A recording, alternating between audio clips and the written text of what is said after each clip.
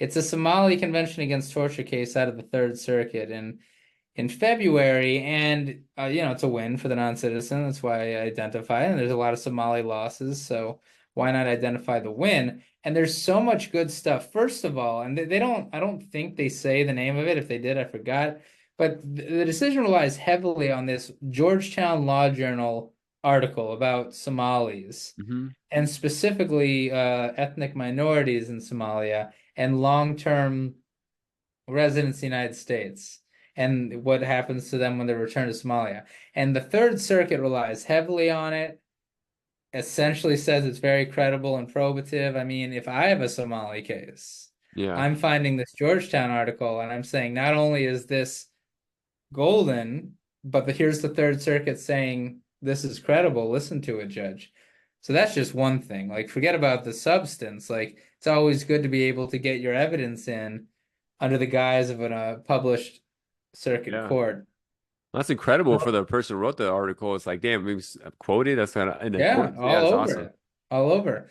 And relying in part on that port, they're talking about how the evidence shows 28 years in America that you are singled out in Somalia, especially being an ethnic minority, that returnees from the United States are easily identifiable as American because of clothing, learned gestures, weight, light skin Yeah. color, and accent, end quote. I mean, what do you do when you have a criminal non-citizen, in this case from Somalia, and a non-citizen who's committed crimes, has been here for a long time? These are the cases where you use their time in America for their benefit, at least for a convention against torture claim, if the evidence shows it, that returning individuals to Somalia are, quote, considered inherently suspect and targeted for violence and death on that basis, again, end quote, again, when they're, especially when they're from an ethnic minority, that you can't reasonably relocate because the Department of State says that there are checkpoints all over Somalia Oh, where wow. Al-Shabaab and other militias are, there. So that undermines reasonable relocation for CAT and asylum, because you can't relocate in Somalia because that's where they're looking for you. Yeah.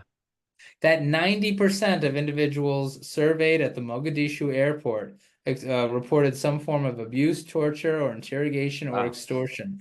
That's a huge quote. I mean, it just goes Yeah. on and on, this case. And here's the kicker: an applicant can establish governmental acquiescence, which is required of the Convention Against Torture, even if the government opposes the organization that is engaged in the torturous acts. AKA, even though the Somali government opposes Al-Shabaab, that doesn't mean that some government actors in Yeah. Somalia don't acquiesce or consent to what some Al-Shabaab individuals do. And quote, an individual can be a policeman by day and an Al-Shabaab operative Oh, by man. night. Yeah. End quote. Look at that quote. Look at that quote. Sometimes these cases just come out swinging. Yeah. So Herrow v. Attorney General of the U.S., if you've got a Somali case, it's a must read.